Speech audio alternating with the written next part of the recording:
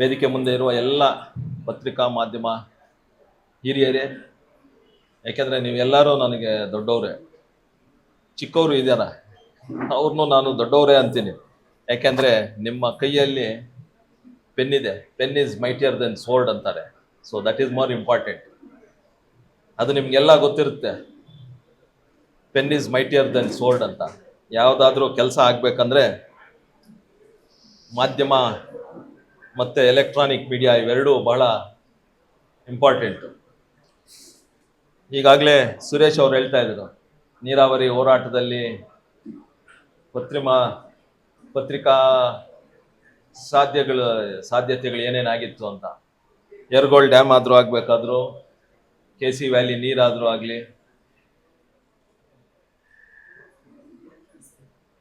ಇವೆಲ್ಲ ಬರಬೇಕಂದ್ರೆ ನೀವು ಏನು ರಿಪೋರ್ಟ್ಸ್ ಮಾಡಿದ್ರೋ, ನೀವೇನು ಮಾಧ್ಯಮದಲ್ಲಿ ಬಂದು ಆಗಿದ್ದ ಶಾಸಕರು ಶ್ರೀನಿವಾಸ್ ಗೌಡ್ರು ಒತ್ತಡ ತಗೊಂಡು ಆ ಯರಗೋಳ್ ಡ್ಯಾಮ್ ಏನು ಮಾಡಬೇಕಾಗಿತ್ತೋ ಅದನ್ನು ನಿಜವಾಗ್ಲೂ ಅದು ನಿಮ್ಮ ದಿಸ್ ಈಸ್ ಯೋರ್ ಕಾಂಟ್ರಿಬ್ಯೂಷನ್ ಅಂತ ಹೇಳಕ್ಕೆ ಇಷ್ಟಪಡ್ತೀನಿ.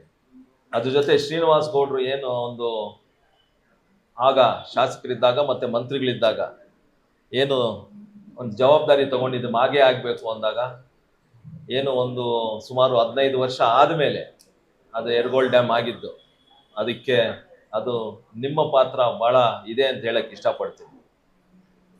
ಇದಾದ ಮೇಲೆ ನೀವು ಶಾಶ್ವತ ನೀರಾವರಿ ಹೋರಾಟ ಅದೆಲ್ಲ ಏನು ನಮ್ಮ ಕೋಲಾರ ಜಿಲ್ಲೆಯಲ್ಲಿ ಶುರು ಮಾಡಿದ್ರು, ನೀವು ಪ್ರತಿದಿನ ರಿಪೋರ್ಟ್ಸ್ ಕೊಡ್ತಾ ಇದ್ರಿ. ಒಂದೇ ಪೇಜೇ ಮಾಡಿಬಿಟ್ಟಿದ್ರಿ, ಅದಕ್ಕೆ ಒಂದು ಜಾಗನೇ ಮಾಡಿಬಿಟ್ಟಿದ್ರಿ. ದಿನ 1, ದಿನ 2, 3ನೇ ದಿನ, 4ನೇ ದಿನ ಅಂತ ಅದನ್ನು ನಡ್ಸ್ಕೊಂಡು ಹೋದಾಗ ಯಾರ್ಯಾರು ಏನೇನು ಮಾತುಗಳಾಡಿದ್ರು ಅಂತ ಅದನ್ನು ನೀವು ರಿಪೋರ್ಟ್ ಮಾಡ್ತಾನೆ ಇದ್ರಿ. ನಮ್ಮವ್ರದ್ದು ಬಂದಾಗ ನಾನು ಅವತ್ತು ಹೇಳಿದ್ದೆ, ಅವಾಗಿನ್ನ ನಾನು ರಾಜಕೀಯದಲ್ಲಿ ಇರಲಿಲ್ಲ, ನಮ್ಮೂರನ್ನ ಕರ್ಕೊಬಂದಾಗ 1-2 ಮಾತು ಮಾತಾಡಬೇಕು ಅಂತ. ಅದು ಆವತ್ತೇ ನನ್ನ ಮೇಲೆ ಗಲಾಟೆ ಮಾಡಿಬಿಟ್ರು ಪ್ರೆಸ್ ಅವರು. ಏನು ಸರ್ ಹಿಂಗೆ ಹೇಳಿದ್ರಿ ಅಂತ. ನಾನೇನು ಹೇಳಿದೆ ಅಂದರೆ, ಅವತ್ತು KC ವ್ಯಾಲಿ ನೀರು ತಂದಾಗ ಅಂತರ್ಜಲ ಜಾಸ್ತಿ. ನೂತನವಾಗಿ ಪ್ರಾರಂಭವಾಗಿರುವ ಶ್ರೀವೇಣು ಟಿವಿಎಸ್ ಶೋರೂಮ್ನಲ್ಲಿ ಟಿವಿಎಸ್ ಕಂಪನಿಯ ಎಲ್ಲಾ ರೀತಿಯ ಪೆಟ್ರೋಲ್ ಮತ್ತು ವಿದ್ಯುತ್ ಚಾಲಿತ ಬೈಕ್ಗಳಿಗಾಗಿ ಎಂದೇ ಭೇಟಿ ನೀಡಿ. ವಿಳಾಸ ಬೈಪಾಸ್ ರಸ್ತೆ, ಮಾರುತಿ ನೆಕ್ಸಾ ಕಾರ್ ಶೋರೂಮ್ ಪಕ್ಕ, ಕೋಲಾರ. ಹೆಚ್ಚಿನ ಮಾಹಿತಿಗಾಗಿ ಸಂಪರ್ಕಿಸಿ 9986833899 ಅಥವಾ 9986933299. ಆಗುತ್ತೆ, ಒಪ್ಕೊಳ್ತೀನಿ. But there are certain faults or defaults ಆಗಬಹುದು. ಕ್ವಾಲಿಟಿ ಆಫ್ ವಾಟರ್ ಹೆಂಗಿರುತ್ತೋ, ಬೆಳೆಗಳು ಹೆಂಗಾಗುತ್ತೋ, ಹೆಲ್ತ್ ಇಶ್ಯೂಸ್ ಹೆಂಗಾಗುತ್ತೋ ನಮ್ಗೆ ಗೊತ್ತಿಲ್ಲ. ಇದನ್ನು ಒಂದು ಮಾಹಿತಿ ಕೊಟ್ಬಿಟ್ಟಿದ್ರೆ ಚೆನ್ನಾಗಿರ್ತಾ ಇತ್ತು ಸಾರ್ವಜನಿಕರು. ಯಾಕಂದರೆ ಇವಾಗ ಸದ್ಯ ಪರಿಸ್ಥಿತಿ ಏನಂದರೆ ನೀರು ಬೇಕು. ಸೊ ನೀರು ಎಲ್ಲಿಂದ ಬರುತ್ತೆ ಏನು ಅಂತ ಗೊತ್ತಿಲ್ಲ ನಮಗೆ, ಬಟ್ ನೀರು ಬರ್ತಾ ಇದೆ, ಅದು ಖುಷಿಯಲ್ಲಿದ್ದೀವಿ. ಬಟ್ ಸೆಕೆಂಡ್ ಸ್ಟೆಪ್ ಇದಾಗಬಹುದು ಅಂತ ಒಂದು ಮಾತು ಹೇಳಿದ್ದೆ. ಆವಾಗಲೇ ಗಲಾಟೆ ಮಾಡಿದ್ರು ನನ್ನ ಮೇಲೆ. ನೀರಾವರಿ ಹೋರಾಟದವರು ಗಲಾಟೆ ಮಾಡಿದ್ರು ಪತ್ರಿಕಾ ಮಾಧ್ಯಮದಲ್ಲಿ ಆವಾಗಿದ್ದಾಗ. ಯಾಕೆ ನನಗಿನ್ನೂ ಆವಾಗ ನಾನು ಪಾಲಿಟಿಕ್ಸಲ್ಲಿ ಇರಲಿಲ್ಲ, ರಾಜಕೀಯದಲ್ಲಿ ಇರಲಿಲ್ಲ. ಬಟ್ ಇವತ್ತು ಒಂದಷ್ಟು ಜನ ಅದನ್ನು ವಾದ ವಿವಾದ ನಡೀತಾನೇ ಇದೆ. ನಾವು ಅದು ಒಂದು ಮಟ್ಟದಲ್ಲಿದ್ದರೆ, ಬಟ್ ಎಲ್ಲೋ ಒಂದು ಕಡೆ ಆ ನೀರು ಬರಲಿಲ್ಲ ಅಂದರೆ, KC ವ್ಯಾಲಿ ನೀರು ಬರಲಿಲ್ಲ ಅಂದಿದ್ರೆ ಇವಾಗ ಏನೋ ರೈತರು ಏನಿದಾರೋ ಇಂತಹ ಪರಿಸ್ಥಿತಿಯಲ್ಲಿ ಇರೋಕ್ಕಾಗ್ತಾ ಇರಲಿಲ್ಲ. ಬಟ್ ಒಂದಷ್ಟು ಜನ ರೈತರು ಇವಾಗ ಅದ್ರ ಬಗ್ಗೆ ನೋಡ್ತಾರೆ, ಇಲ್ಲ ನೀರು ಕ್ವಾಲಿಟಿ ಚೆನ್ನಾಗಿಲ್ಲ ಅದು ಇದು ಅಂತ. ಅದನ್ನು ಇವಾಗ ವಿಚಾರ ಮಾಡೋದು ಬೇಡ. ಬಟ್ ಮಾಧ್ಯಮ ಏನು ಹೇಳಿತ್ತೋ, ಏನು ಮಾಡ್ತೋ, ನೀವು ಪ್ರೆಸ್ಸಲ್ಲಿ ಏನು ತಂದ್ರೋ, ಅದು ಒತ್ತಡದ ಮೇಲೆ ಆಗಿನ ಮಂತ್ರಿಗಳು, ಆಗಿನ ಶಾಸಕರು, ಆಗಿನ ಮುಖ್ಯಮಂತ್ರಿಗಳು ನಮಗೆ ನೀರು ತಂದು ಕೊಟ್ಟರು. ಅದು ಒಂದು ಖುಷಿಯಾದ ಸಂಗತಿ. ನೀವೊಂದು ಇದು ಕೊಟ್ಟಿದ್ದೀರ, ಅದು ನಾನು ಓದೋಕ್ಕಾಗಲಿಲ್ಲ. MLA ಸಾಹೇಬ್ರೆ ಓದ್ತಾ ಇದ್ದಾರೆ, ಅದು ಮೋಸ್ಟ್ಲಿ ಅವರೇ ಉತ್ತರ ಕೊಡ್ತಾರೆ. ನಾನು ಎಲ್ಲ ಮೋಸ್ಟ್ಲಿ ನಿಮ್ಮದೇ ಏನೇನಿದೆ ಹೇಳ್ಬಿಡೋಣ, ಹಂಗೆ ಹೇಳ್ಬಿಡ್ತೀನಿ. ಹಾಂ,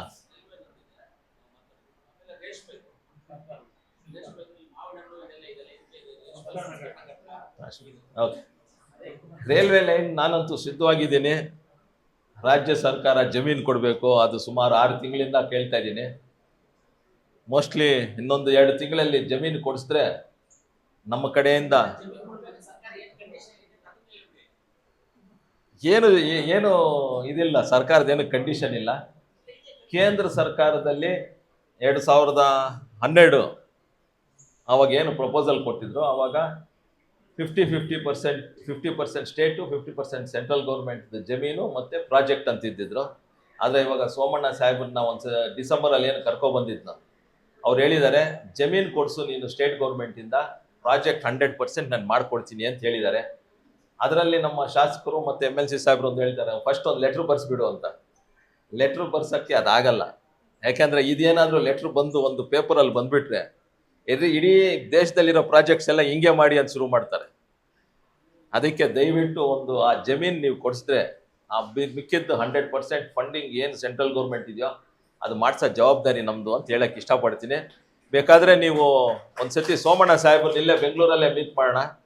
ಯಾಕಂದರೆ ಪತ್ರದಲ್ಲಿ ಬರೋಕ್ಕಾಗಲ್ಲ, ಅದೊಂದು ರಿಕ್ವೆಸ್ಟ್ ಮಾಡ್ತಾರೆ ನಮಗೆ.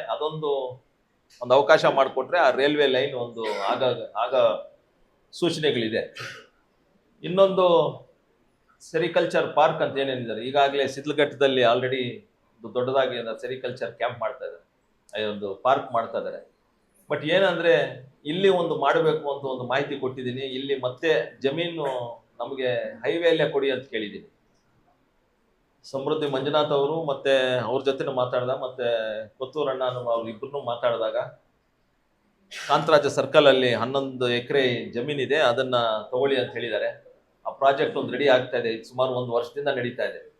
ಬಟ್ ಏನಂದ್ರೆ ಅದನ್ನ ಸ್ವಲ್ಪ ಮಾಹಿತಿ ಕೊರತೆ ಇದ್ದಿದ್ದಕ್ಕೆ ನಡೀತಾನೆ ಇದೆ ಅದನ್ನ ಪ್ರಾಜೆಕ್ಟ್. ಬಟ್ MSME ಅವರು ಕ್ಲಸ್ಟರ್ ಅಲ್ಲಿ ಮಾಡಬೇಕು ಅಂದಿದ್ದಾರೆ.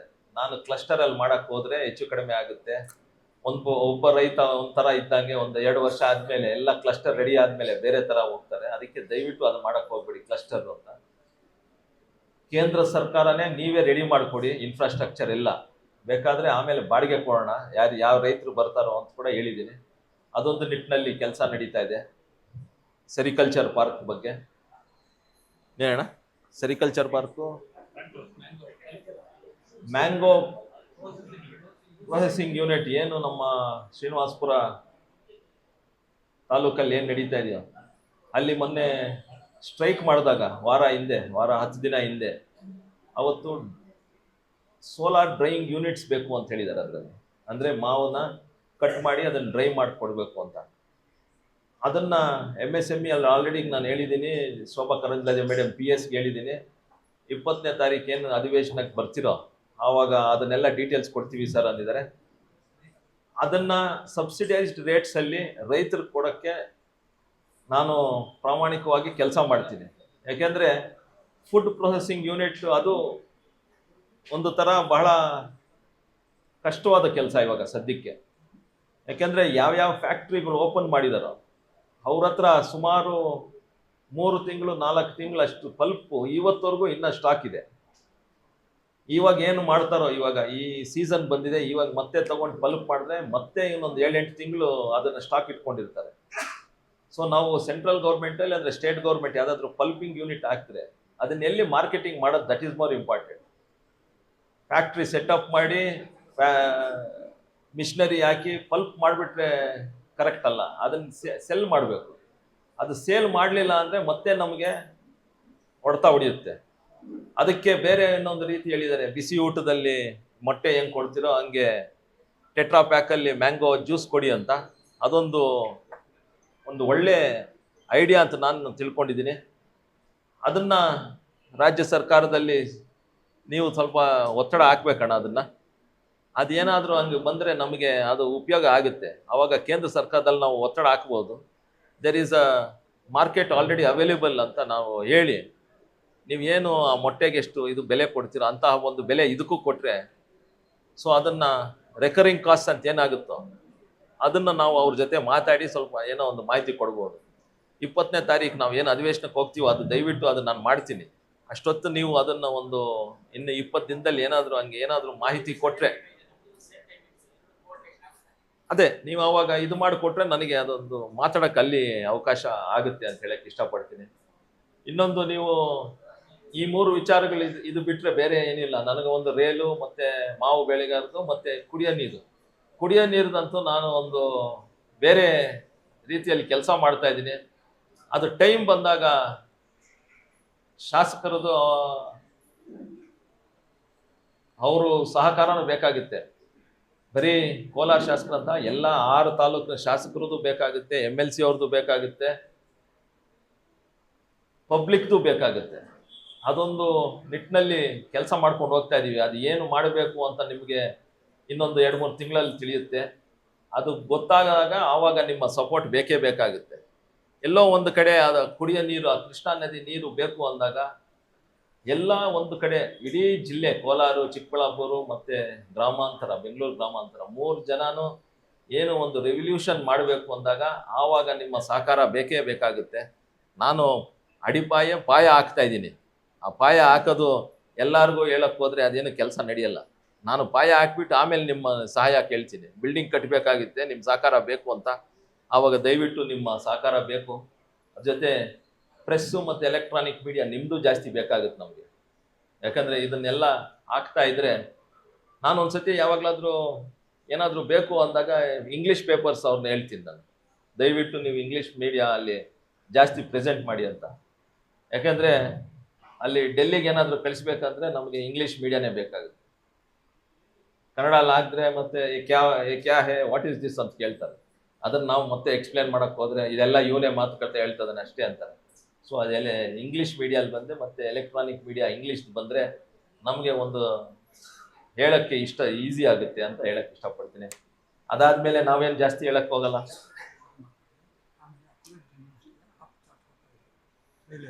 ಅದನ್ನು ಹಾಂ, ಅದಾದಮೇಲೆ ಇದು ಏನು ನೀವು ಕೊಟ್ಟಿದ್ದೀರೋ ಅದ್ರ 3 ಬಗ್ಗೆ ಮಾತಾಡಿದ್ದೀನಿ. ಮಿಕ್ಕಿದ್ದು ಇನ್ನು ಪತ್ರಕರ್ತರು ನಾವೇನು ಹೇಳಕ್ಕೆ ನಂದೇನೂ ಇಲ್ಲ. Pen is mightier than sword ಅಂತಾರೆ. ಒಬ್ಬರ ರಾಜಕೀಯ ವ್ಯಕ್ತಿನ ಇಲ್ಲಾಂದರೆ ಯಾವುದಾದ್ರು ಒಂದು ಇನ್ಸ್ಟಿಟ್ಯೂಟು ಏನಾದರೂ ಎತ್ತಬೇಕಂದ್ರೆ ನಿಮ್ಮ ಕೈಯಲ್ಲಿದೆ, ಇಳಿಸ್ಬೇಕಂದ್ರೆ ನಿಮ್ಮ ಕೈಯಲ್ಲಿದೆ. ನಿಮ್ಮ ಹತ್ರ ಭಾಳ ಹುಷಾರಾಗಿರ್ಬೇಕು ನಾವು. ಬಟ್ ಕೋಲಾರ ಜಿಲ್ಲೆಯಲ್ಲಿ ಎಲ್ಲೋ ಒಂದು ಕಡೆ ನೋಡಿದ್ದೀನಿ, ಎಲ್ಲೂ ನೆಗೆಟಿವ್ ಆಗಿ ಬರೆಯೋಕ್ಕೆ ಹೋಗಲ್ಲ. ನೀವು ಏನಾದರೂ ಒಂದು ಮಾಹಿತಿ ಬಂದರೆ ಅದನ್ನು ಕ್ರಾಸ್ ಚೆಕ್ ಮಾಡಿಕೊಂಡೇ ಬರೀತೀರ. ಅದೊಂದು ಇಷ್ಟ ಆಗುತ್ತೆ ನಮಗೆ. ಎಲ್ಲೂ ಯಾವ ರಾಜಕೀಯ ವ್ಯಕ್ತಿ ಬಗ್ಗೆ ಮೇಲೂ, ಯಾವುದಾದ್ರು ಇನ್ಸ್ಟಿಟ್ಯೂಟ್ ಬಗ್ಗೆ ಮೇಲೂ ಯಾವುದೋ ಒಂದು 2-3 ಇನ್ಸಿಡೆಂಟ್ಸ್ ನಾನೇ ನೋಡಿದ್ದೀನಿ. ಎಲ್ಲೂ ಪ್ರಿಂಟ್ ಮೀಡಿಯಲ್ಲಿ ಬರಲೇ ಇಲ್ಲ. ಯಾಕೆಂದರೆ because that is going to spoil the reputation of that ಇದು ಅಂತ ನಾನು ನೋಡಿದ್ದೀನಿ. ಅದು ಮಾಡಿಲ್ಲ. ಅದೊಂದು ನಮಗೆ ಬಹಳ ಖುಷಿ ಆಯಿತು. ಇನ್ನು ಎಲೆಕ್ಟ್ರಾನಿಕ್ ಮೀಡಿಯಾ ಅದು ಮೋಸ್ಟ್ಲಿ ನಿಮ್ಮ ಕೈಯಲ್ಲಿಲ್ಲ. ಎಲ್ಲ ಪ್ಲ್ಯಾನ್ ಮಾಡೋದೆಲ್ಲ ಬೆಂಗಳೂರಲ್ಲೇ. ಯಾವುದಾದ್ರೂ ಒಂದು ಹೆಡ್ಲೈನ್ಸ್ ಮಾಡಿದ್ರೆ ಅದನ್ನೇ 10 ಸತಿ ಹೊಡೆದು ಅದನ್ನೇ ಸುಸ್ತು ಮಾಡಿಬಿಡ್ತೀರ ನಮಗೆ.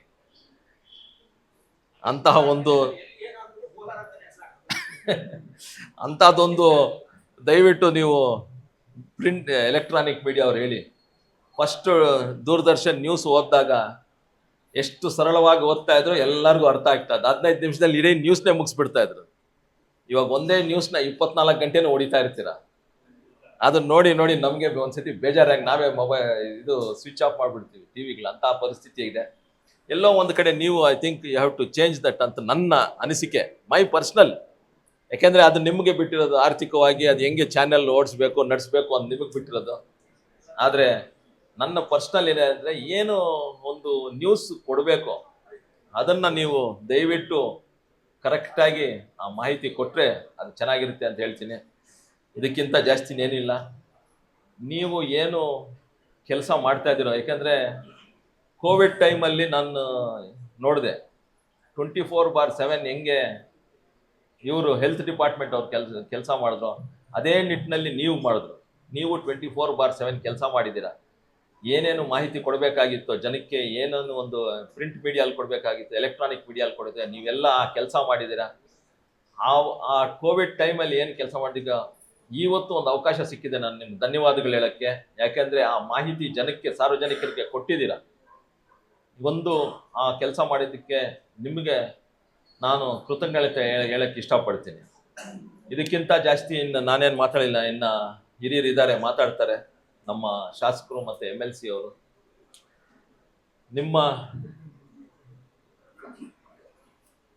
ನನಗೆ ಬಿಲ್ಡಿಂಗ್ ಎಲ್ಲಿ ಹೇಳಿದ್ರಿ ನೀವು? ಫಸ್ಟ್ ಫ್ಲೋರ್ದಣ್ಣ? ಫಸ್ಟ್ ಫ್ಲೋರ್ ಬಿಲ್ಡಿಂಗ್ಗೆ ಏನು ಅನುದಾನ ಕೊಡಿ ಅಂತ ಇದ್ದೀರಾ ನಮ್ಮ ಜಿಲ್ಲಾಧ್ಯಕ್ಷರು. ಅದು ಏನು ಮಾಡಬೇಕು ಅಂತ ನೀವು ಹೇಳಿ. ಪ್ರಪೋಸಲ್ ಒಂದು ಏನಾದರೂ ಕೊಟ್ಟರೆ, ಒಂದೋ ಎರಡೋ ಕೊಟ್ಟರೆ ಅದರಲ್ಲಿ ನಮ್ಮ ಅನುದಾನದಲ್ಲಿ ಏನಾಗುತ್ತೋ ಅದು ನಾವು ಕೊಟ್ಟೇ ಕೊಡ್ತೀವಿ. ಯಾಕೆಂದರೆ ನೀವು ಮುಂದೆ ಇಡೀ ನಮ್ಮ ಸೊಸೈಟಿಗೆ ನೀವು ನ್ಯೂಸ್ ಕೊಡೋದು ನೀವು. ಹೆಂಗೆ ಒಂದು ಈ ಸೊಸೈಟಿನ ಹೆಂಗೆ ನಡ್ಸ್ಕೊಂಡು ಹೋಗ್ತೀರೋ ಅದು ನಿಮಗೆ ಬಿಟ್ಟಿರೋದು. ಯಾಕೆಂದರೆ ಅದು ನಿಮ್ಮ ಕೈಯಲ್ಲಿದೆ. ಏನು ಬರುತ್ತೋ ಪ್ರಿಂಟ್ ಮೀಡಿಯಾ, ಎಲೆಕ್ಟ್ರಾನಿಕ್ ಮೀಡಿಯಾ, ಅದನ್ನು ಜನ ನೋಡ್ತಾರೆ. ನಾವು ಎಷ್ಟು ಹೇಳಿದ್ರೂ, ನಾವು ಎಷ್ಟು ಭಾಷಣಗಳು ನೋಡಿದ್ರೇನೋ ಏನು ರಾಜಕೀಯ ವ್ಯಕ್ತಿ ಏನೋ ಹೊಡಿತಾನೆ ಬಿಡಪ್ಪ, ಅವ್ನಿಗೆ ಏನು ಬೇಕೋ ಅವ್ನ ಲಾಭಕ್ಕೆ ಹೊಡಿತಾನೆ ಅಂದ್ಕೊಳ್ತಾರೆ. ಆದರೆ ಪ್ರಿಂಟ್ ಮೀಡಿಯಾ ಮತ್ತು ಎಲೆಕ್ಟ್ರಾನಿಕ್ ಮೀಡಿಯಾ ಏನು ಬರುತ್ತೋ ಅದು ಜನ ಅದನ್ನು ನಂಬುತ್ತಾರೆ. ಅದಕ್ಕೆ ದಯವಿಟ್ಟು ನಿಮಗೇನು ಸಹಕಾರ ಬೇಕೋ ಅದನ್ನು ನಾವು ಮಾಡೇ ಮಾಡ್ತೀವಿ. ನಿಮ್ಮ ಜೊತೆ ನಾವು ಇರ್ತೀವಿ ಅಂತ ಹೇಳ್ತಾ ನಾನು 2 ಮಾತು ಮುಗಿಸ್ತಾ ಇದ್ದೀನಿ. ಜೈ ಹಿಂದ್, ಜೈ ಕರ್ನಾಟಕ.